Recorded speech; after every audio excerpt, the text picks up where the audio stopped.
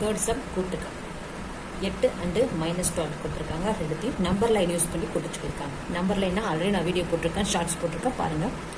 Plus வந்தால் முன்னோக்கி போகணும், மைனஸ் வந்தால் பின்னோக்கி போகணும். நான் ஜீரோவில் இருக்கதா இல்லை நீங்கள் ஜீரோவில் இருக்கதா அசிம் எடுக்கணும். ப்ளஸ்ன்னு சொன்னால் முன்னோக்கி போகணும், மைனஸ் சொன்னால் பின்னோக்கி போகணும். இப்போ +8 ப்ளஸ்னால் முன்னோக்கி போகணும், வலது பக்கமாக போகணும். 1 2 3 4 5 6 7 8 +8க்கு நான் போயிட்டேன்.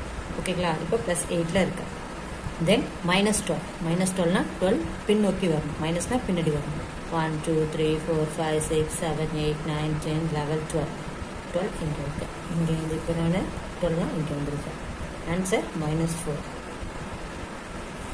Answer -4. Then second sum -3 and -5 கொடுத்துருக்காங்க. இது நம்பர் லைன். இப்போ 0வில் நிற்கிறீங்க நீங்கள்.